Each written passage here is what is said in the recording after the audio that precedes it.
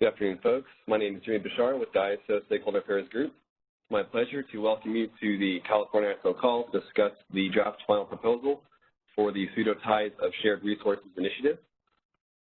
I'm joined today by my colleagues, Jim Price, who is also the lead for this initiative, from the Market and Integration Studies Group. Also joined by Anna McKenna and John Anders from our legal group. Also joined by Debbie Levine from our our Infrastructure Contracts and Management Group. And finally, James Lynn from our Settlements Group.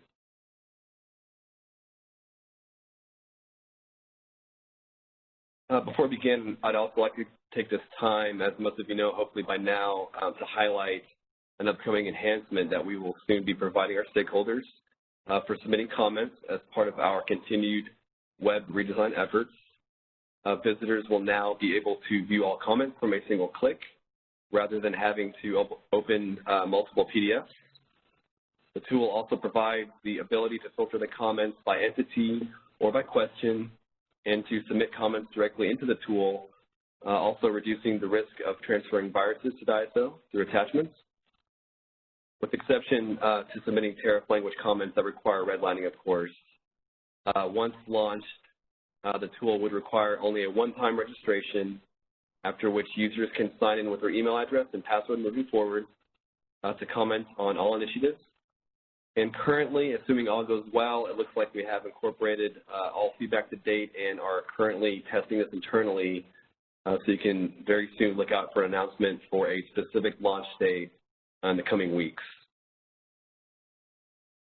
Back to the meeting, our agenda for today, as you can see, will be to discuss the updated proposal, as well as a review of the stakeholder comments received. And we appreciate those that did take the time to provide written comments, as well as everyone who is participating today, despite the current events, of course. Appreciate your engagement. And speaking of input here at the ISO, we do take pride in our serving our stakeholders and customers transparently. And so you can see this is a simple visual of our stakeholder process, which shapes our proposals through a series of public meetings over our papers that you helped to create with us. So we, of course, continue to be very appreciative to those that continue to participate. In addition, calls and webinars are recorded for stakeholder convenience, allowing those who are unable to attend to listen to the recordings after the meetings. The recordings will be publicly available on the ISO webpage for a limited time following the meetings. And of course, the recordings and any related transcriptions should not be reprinted without the ISO's permission. And lastly, of course, if you have any questions or comments throughout, we will be pausing, and we ask that you please state your name and the company that you represent. And you can ask a question by pressing #2. And we do request that you please state verbal comments only. If I see any written comments come through the chat, I will be sure to verbalize that for folks. And with that, I'll hand it over to Jim. Okay, thanks, Jimmy. If we can go to that slide. First, I've got the first 4 of my slides present the context for this stakeholder initiative and what we're wanting to accomplish, and then we'll pause for questions, and then a series of slides getting into more detail about the proposal, and then follow up with responding to some of the stakeholder comments, have responses to some stakeholder comments as we go through the material itself because they fit well that way. By all means, any questions that, while we didn't, list every single stakeholder question by party and address it, we have tried to address all of them, but if the response to any questions is not clear, by all means, check on it and be happy to reiterate or go into more detail, whatever is needed.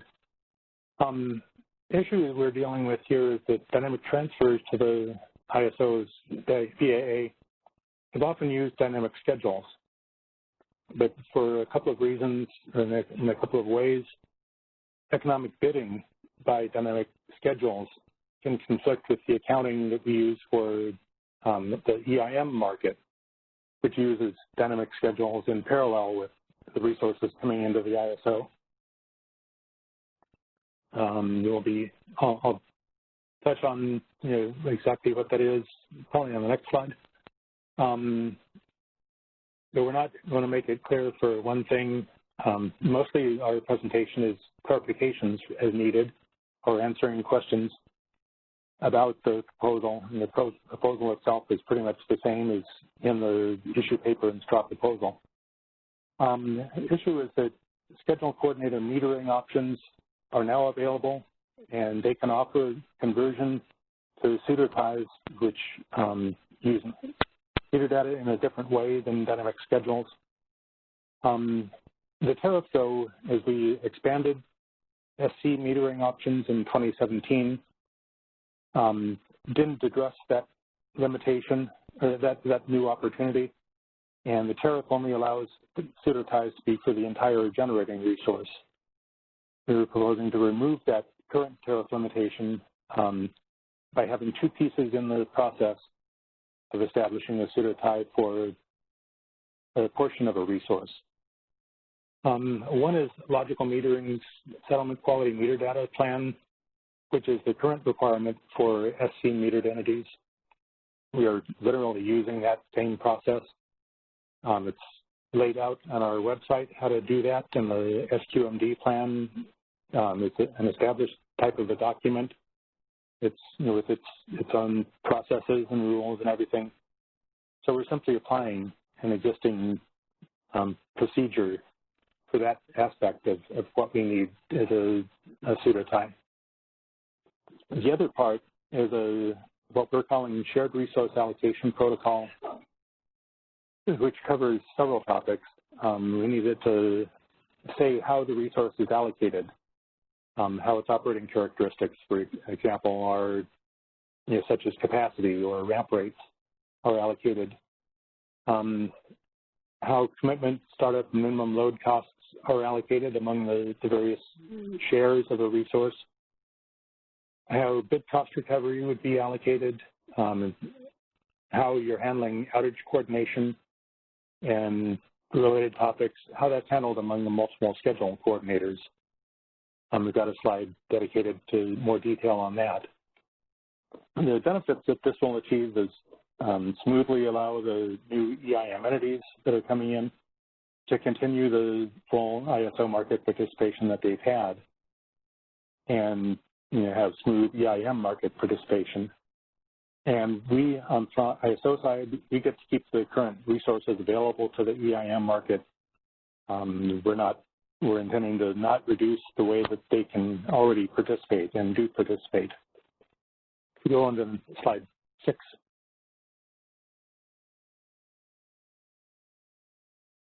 There are several resources in new BAs that are joining as EIM entities that will need tariff and market enhancements for jointly owned units.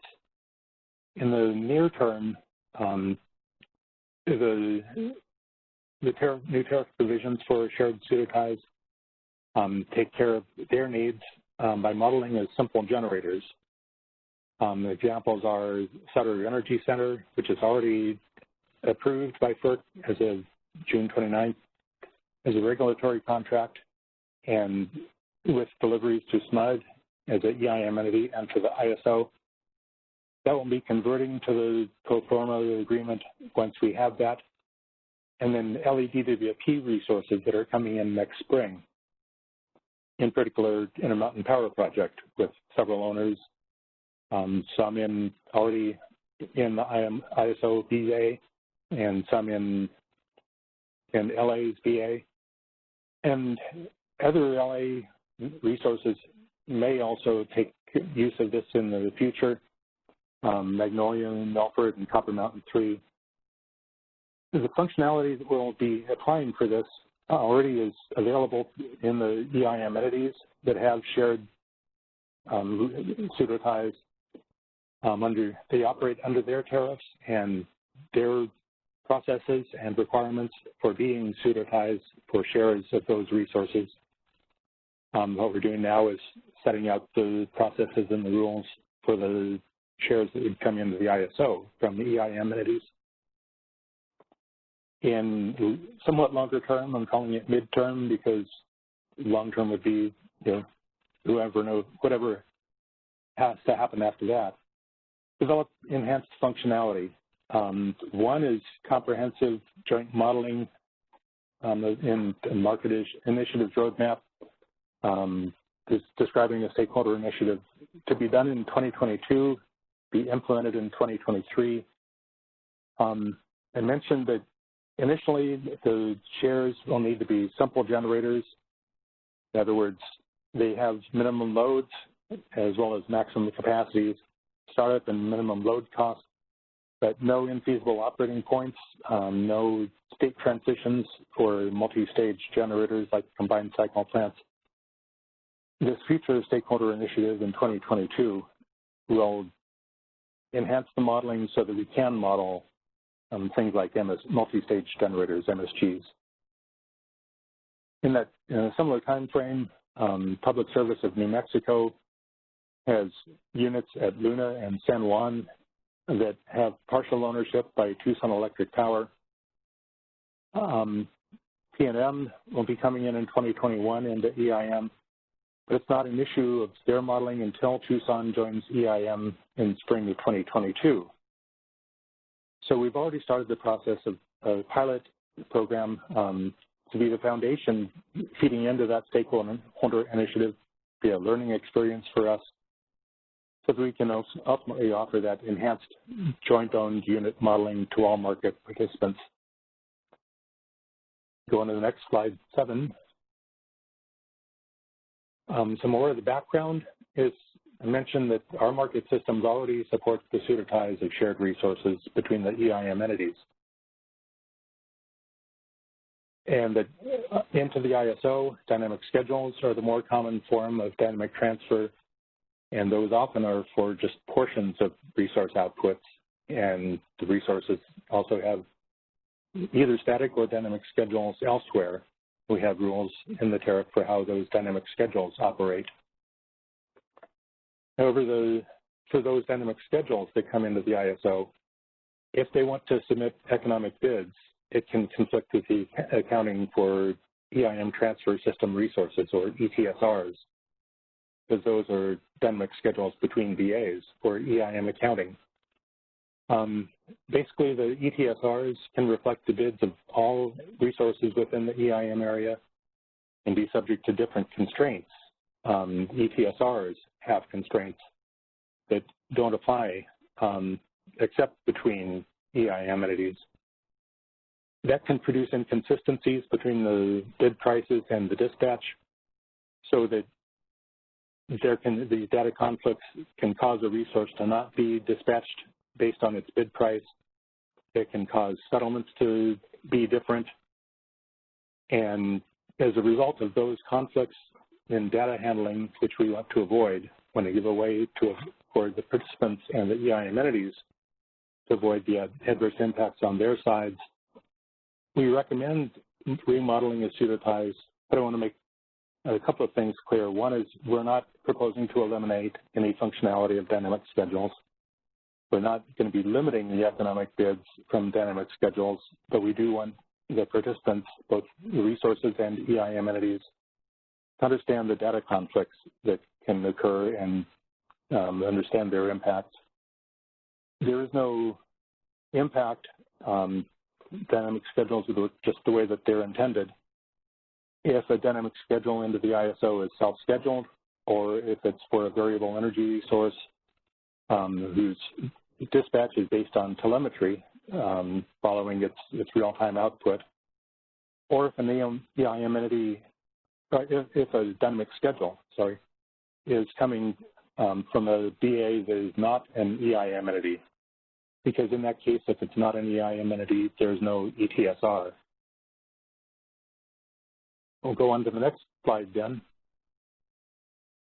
And by the way, on that data conflict issue, it's not something we're proposing to do anything about here, except what we are doing, which is to open the opportunity for Pseudo-Ties to have a good model of these shared resources. I mentioned that currently ISO tariff limits the Pseudo-Ties to the total generator output.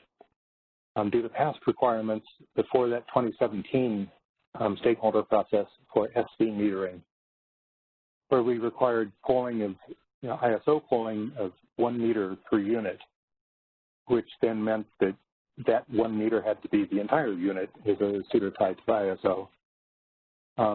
We created a number of options for dynamic schedules and Pseudo-Ties in 2010, 2011, which allowed multiple dynamic or hourly schedules from the same physical resource. ISO generation at that time required the direct polling, but the stakeholder process in 2017 for SC metering didn't address the Pseudo-Ties. It just addressed the internal generators. Now we are extending it to the Pseudo-Ties using the same SQMD, satellite quality meter data process, that was established in 2017. Let's pause here for questions, Ben.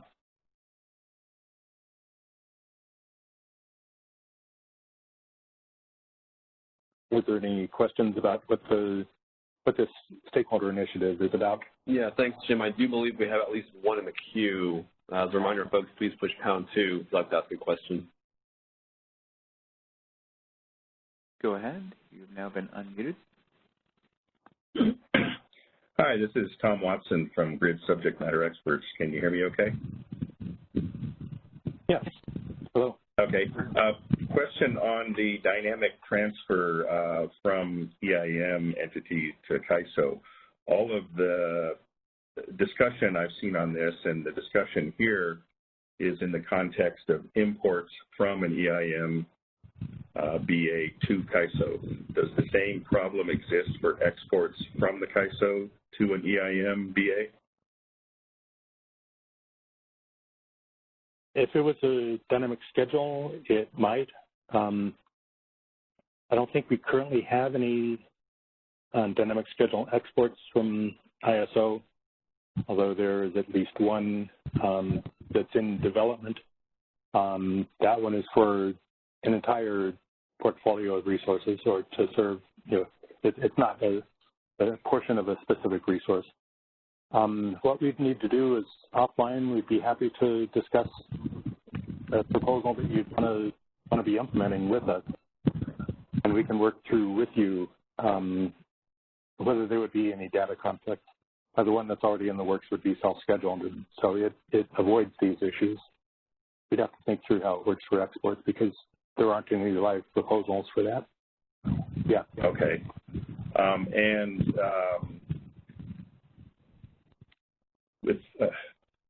Lost my train of thought here.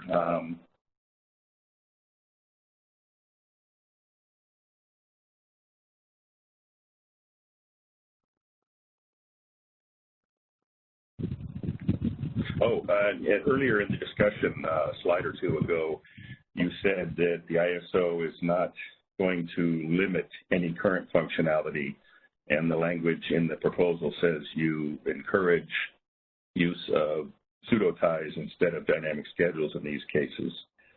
Does that mean if a Pseudo-Tie was not suitable, you would still support a dynamic schedule, or would there be limitations on it, like requiring self-schedules, or is there some sort of workaround that would be used? What are your thoughts on that? We're not changing any options that are currently available for dynamic schedules. We just want people to know if it is between EIM entities, to understand the data conflicts that can occur and what their impacts would be. And those impacts occur when there's an economic bid. Okay. We go into that data conflict in more detail in the proposal document. But basically, since we're not making any proposals in that area, I'd suggest offline discussion might be better for details on that. Okay. Okay, that's fair enough. Thank you. And those are all the questions that we have on the phone lines currently. Okay, if we go on to the next slide then.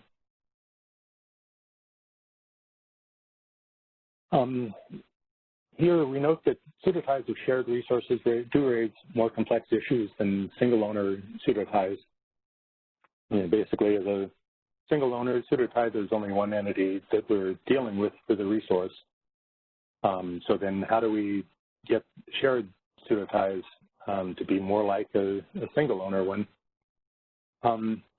We described the requirements for how the shared resource allocation protocol to be developed, what it needs to address.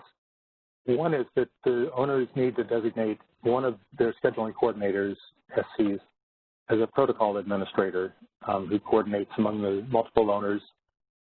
And when it to be understood, the ISO is not a party to this agreement. It does get found with us as part of an initiation process. And what we want to see is that it addresses the topics that it needs to. But then we're relying on the parties to the agreement, which don't include the ISO, to have worked out those details in a way that's satisfactory to them and is equitable among them. And when we have this shared resource allocation protocol, then a lot of the technical details do become consistent with how we would implement a single owner resource. Each share would be a separate resource, have its own resource ID, and it needs to have a scheduling coordinator. And that resource is subject to ISO tariff requirements, contractual terms, business practices, and NERC reliability standards, just like it was a standalone generator that would be pseudo-tied to ISO. And we had one stakeholder concern, may have come up in more than one way, whether the parties would need to go and negotiate new agreements among themselves, and want to make it clear that it's most likely that you would not need to. We think the existing agreements may have already addressed all the required content. We're not requiring the same names to be used, names of protocol administrator and shared resource allocation protocol is simply names for us to be able to describe these, the entity in the document. Also note with, and that existing agreement might be called something like an operating procedure or some other name. We just wanted to have the required content. Those existing agreements may well be confidential. They could be containing proprietary information, proprietary to the owners. And we'd be using all of our standard confidentiality provisions. There was stakeholder interest in having details of these agreements be public. What we can note is that the FC agreements that are more public, more easily accessed, can contain adequate description of how the resources are going to operate. So, we intend to keep these agreements among the parties confidential to them. Go on to the next slide. And just a review of the fundamental principles of what being a pseudo-tie of a shared resource means. One is we model the shares, which are separate resources to us. They're modeled as if they're in the EIM BA. They are part of our ACE management, our system balancing. Each of the owners has its scheduling coordinator who submits its schedules and bids. Other BAs in the EIM area would be registering their shares as EIM resources, and they'd be seeing those resources at the resource location. And those can be either EIM participating resources or non-participating resources. It's up to the owners to decide how they want their share to be modeled. And it's possible that the multiple owners among a resource might make different decisions about that, and that we don't think causes any problem. The protocol administrator would be the one who provides separate telemetry signals for each share, and it would be coordinating the logical metering calculation procedure. With the telemetry, we have pretty strict timing requirements for that. And so we think that it needs to come from that central source and not be routed through another entity on its way to us. The metering is different, where the metering data comes in after the fact. And there's, we think, plenty of time there for the protocol administrator who would have been coordinating, reading the meter and doing the calculations to provide that meter data to the SCs for the individual shares, and they then pass it along to the ISO for settlement. And each owner's SC needs to be responsible for separate outage cards. Our outage management system, or OMS, is set up based on individual resources, and it doesn't have a concept of an overall parent resource currently. We do have, though, access and identity management process. A web link to that is in the draft final proposal document. This process allows a scheduling coordinator to designate another scheduling coordinator that enables that other SC to have access to submit its meter and outage data on its behalf. Basically, acting in parallel with the scheduling coordinator for the share.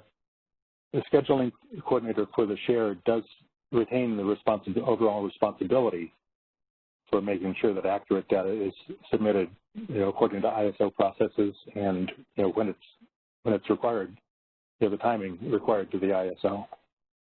We'll see if there are any questions here.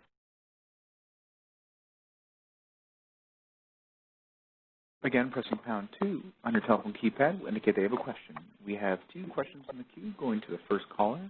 Please go ahead. You've been unmuted. Hi, Jan. This is Callie Wells with WPTF. I just wanted to follow up. Sorry, I didn't jump into the queue fast enough. On the last conversation, do you mind if I follow up on that, or do you want me to hold off? Yeah, why don't you go ahead? Okay, so I just wanted to confirm my understanding of that discussion, because I know, so you're no longer proposing that dynamics have to self-schedule in real time. They can bid in economically, they can self-schedule in real time. There's nothing that would preventing that. Right. What I want to clarify is that was not part of our proposal before. Okay. Although that was in some offline discussions, there was some communication to people that they couldn't do economic bids anymore. But the tariff does allow economic bids from dynamic schedules, and we had not, and we're not now proposing to eliminate that option, not making any changes, to what dynamic schedules can do. We're just making people aware of what issues exist and giving them the opportunity through the Pseudo-Tie arrangements to avoid those data conflicts. Okay. No, I really appreciate that clarification. That was the question I had, so thank you. Moving to the next caller. Please go ahead. Hi there, this is Tyler Moore with APS, and I had a question about existing pseudo-ties between EIM entities that CAISO entities or load-serving entities and CAISO aren't an owner of the unit, so it's just between EIM entities that's currently in place as a pseudo-tie. As far as the protocol administrator and the shared resource allocation agreement, if we already have them in place, does the CAISO expect us to create those for existing pseudo-ties? I think you touched on it a little bit, but I just want to make sure I'm clear that, if we already have these pseudo-ties in place and the resource pseudo-tied out to the joint owners before this goes effective, that we won't have to submit any new documentation for those. Right. Yeah, the EIM entities are functioning with already with Pseudo-Ties of shared resources, and that's happening under those BA's tariffs. What we're laying out here is what we need from ISO side when a share of a resource is coming into the ISO. We're not changing the arrangements that already exist between EIM entities. Okay, thank you. I just wanted to make sure I knew it was clear. Thank you, sir. And we do have another question in the queue. Please go ahead, state your name and company you're with. Hey, Jim, Stuart Kelly. Ellie, to be able to leverage the last bullet on that page and submit the meter data, there'd probably be a proration needed. Will CAISO make available the base schedules that have been submitted by all the owners to maybe leverage that opportunity to submit meter data on behalf of everyone if the owners were comfortable with that? Similar to, obviously we need copies of the DOTs. Are you able to make the base schedules available so the proration calculation could be done? Well, basically the owners would be setting up their bilateral schedules that are represented in a base schedule. In EIM, the base schedule is submitted at, as the ISO process starts, which is, I assume, after the resource owners have made their requests for what their deliveries would be. Yeah, I was more envisaging a process where the owners just, directly submit their base schedules into the VSAP or whatever, and whatever they submit becomes available or could be made available. Don't need to answer that one now, but rather than, try and then send them via another path if the actual data's in there. But it's maybe just something to think about. The owners can be submitting, their portion of the base schedule, and the EIM entity has visibility in VSAP to what they've submitted. So before they do their submission, they've determined what amount they want as a base schedule. Okay, we'd have the visibility, and then we could, and then download. I got you. And then we could do the proration. Got it. Thank you. Yeah, the ISO picks it up at the point where it's in VSAP. Okay, that's helpful. Thank you. No other questions in the queue at this time. Okay, so we can go on to the next slide.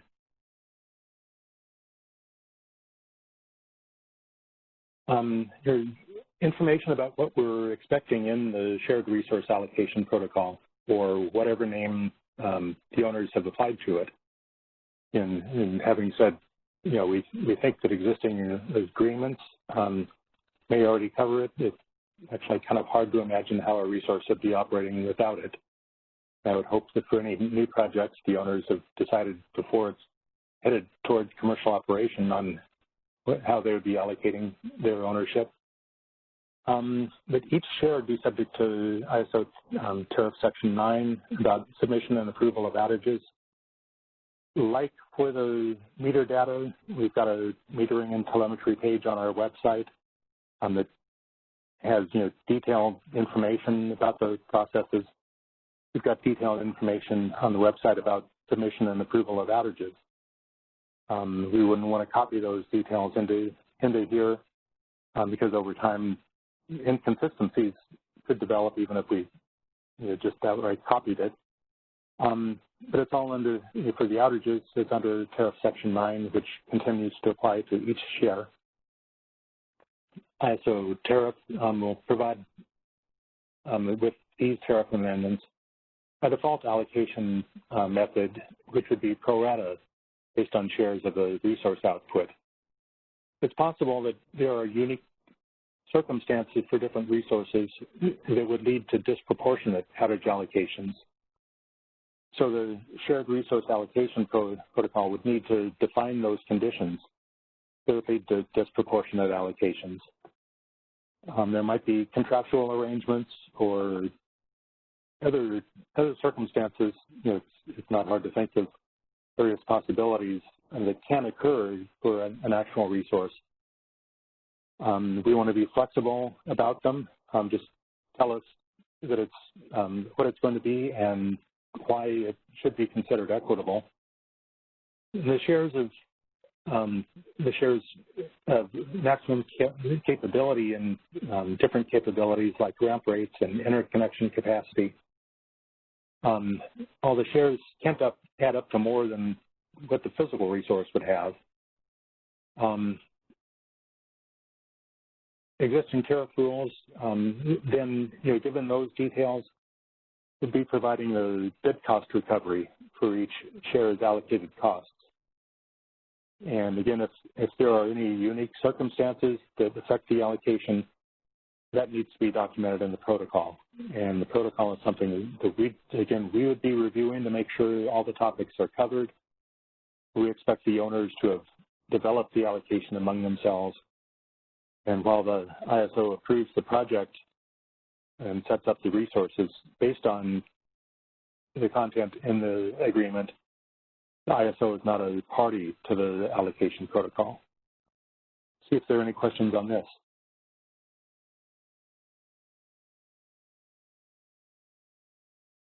No questions at this time. Again, pressing #2 on your telephone keypad will indicate a question. Still not seeing any questions. Okay, when we're ready, we can go on to the next slide. Here at this point, we've covered how we'd be setting up this option for the Pseudo-Ties from the shared resources. Some of the stakeholder comments and questions we've already worked into that explanation. There are others that we want to make sure that the answers to questions or comments are understood. One is whether the dispatches can go directly to the protocol administrator. And the SC is the responsible party with that access and identity management process.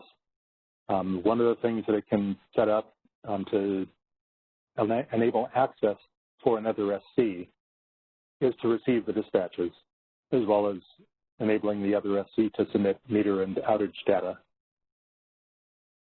There was a suggestion that the protocol administrator needs to be an independent third party. We see a need for the protocol administrator to have a contractual commitment to follow the ISO tariff. And the SC agreement between the SC and the ISO is what establishes that contractual commitment, which is why we're requiring the protocol administrator to be one of the SCs.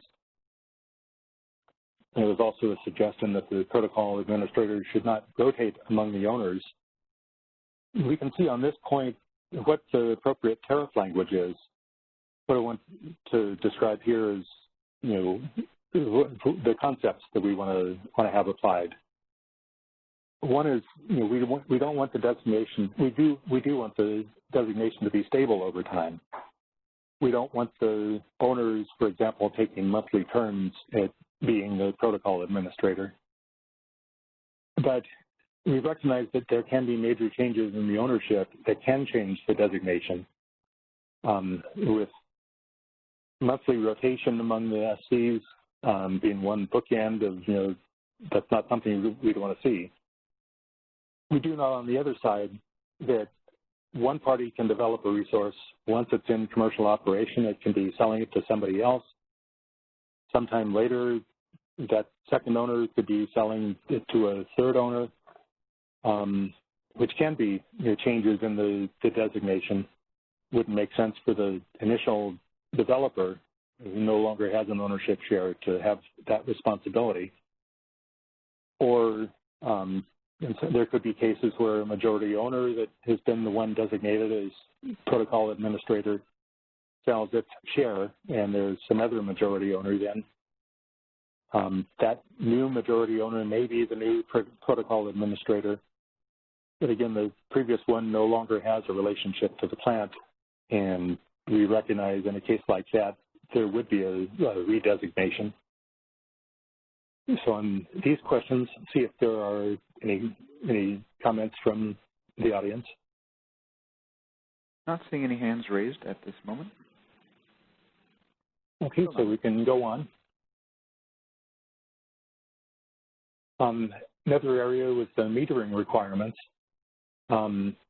suggesting that we need more description of the metering requirements. I mentioned the metering and telemetry page of the ISO website that references the existing tariff provisions and business practice manual sections, describes the processes for SC metered entities, including how you would do a logical metering SQMD plan. And we're saying in this proposal, the protocol administrator, one thing it can do is to assist the SCs in computing and reporting their meter data. And then a question also about the metering is how deviations would be handled. Basically, the meter data is separate from the bids and dispatches. The meter data is what actually came out of the plant, which gets allocated among the owners. The instructed deviations do include the dispatches. I often say that all generators have uninstructed deviations. They may be large or small. For dynamic schedules, we require that the share allocated to entities in the ISO can't exceed a pro rata allocation of the uninstructed deviation overall for the plant. And we would be applying that same principle here. We'll find out if there are any questions on this slide. No questions. Okay, let's go on to the next one then. In the area of outage reporting, there's similarly been requests for more description of the outage reporting requirements, and we did say some more in the draft final proposal document. It basically, the existing requirements and processes apply to each of the shares. I mentioned before that our outage management system currently ties the reporting to the individual resource IDs. I think the tariff establishes that each SC is the one with the responsibility for reporting the outages for its share, its resources. And so, that boils down to the shares of the partial ownership and not the overall plant, because OMS doesn't have a concept of the overall plant. The access and identity management existing process does allow an SC to enable access for another SC to report its outage data with that, the owners, the share owner's SC being the one with the overall responsibility. And a request for more detail about what acceptable, auditable, self-monitoring compliance reporting requirements would be. And when hopefully people know the ISO would have audit opportunities if some data is suspect. But our intent is to provide flexibility in how people demonstrate compliance. We said one possibility might be twice a year reporting on how outages have been allocated. That's not the only way that a party could be demonstrating compliance. The allocation protocol would be establishing the allocation process, and we need to be able to monitor somehow that the outage allocation has followed that allocation process. See if there are any questions here. No questions. Okay, and next slide then.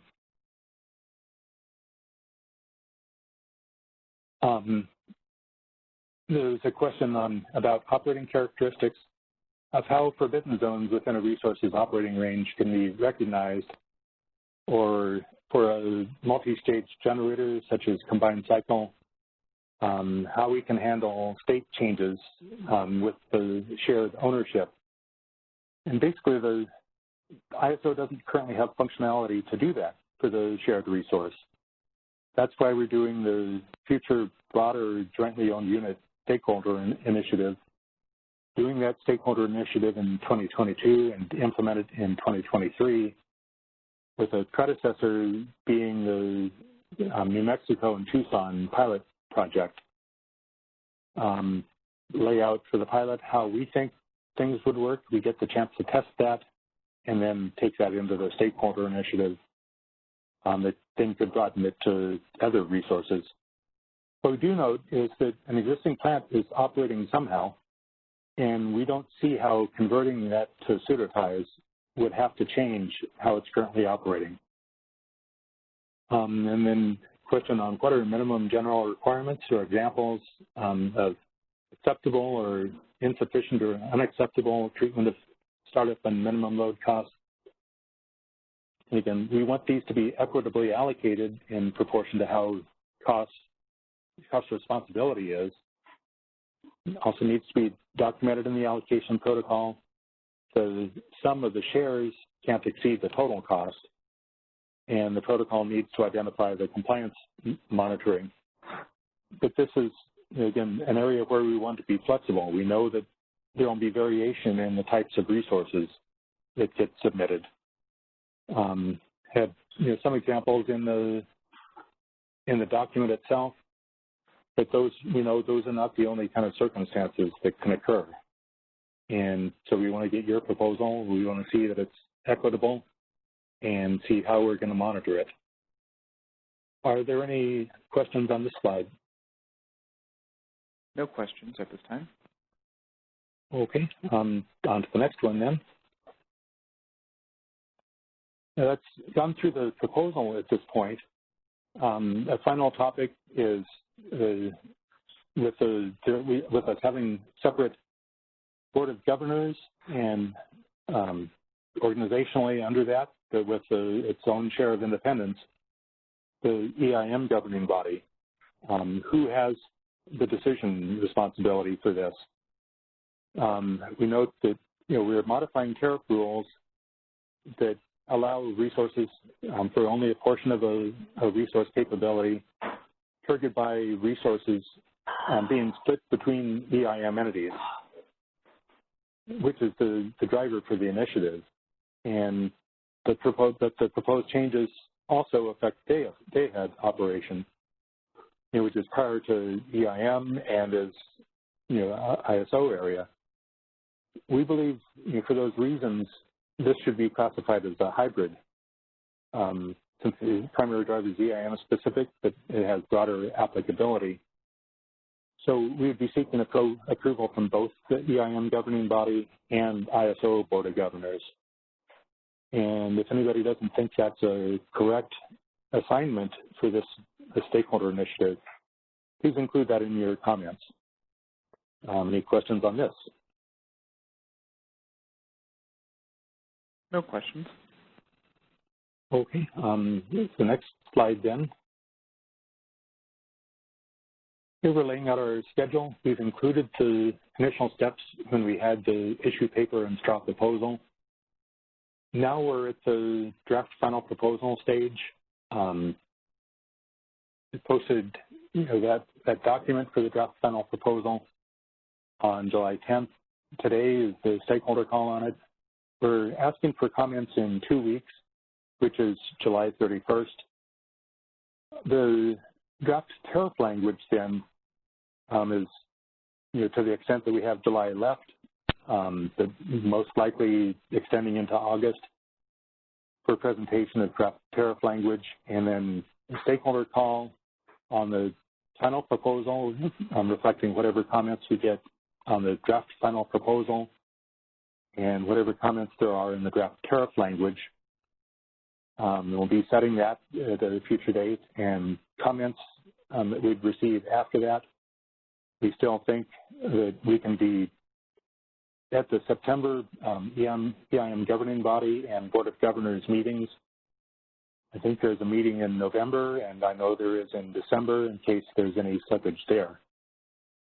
Then we'd be implementing in first quarter of 2021 in time for the new EIM entities that are coming in the spring of 2021. And the next slide would be going on to how comments would be submitted, and this would be back to Jimmy. Yeah, thanks, Jim. Good job, and thanks, folks, so much for your participation, given the current events, of course. We appreciate it, as always. Thanks for your questions today as well. As Jim mentioned, we look forward to your comments on July 31st. We have posted a comment template on the initiative page that is linked right there. And we will have the recording for this available within the next couple of business days, so please look out for that as well. And with that, have a great rest of your Friday, folks, and have a great weekend. Thanks so much.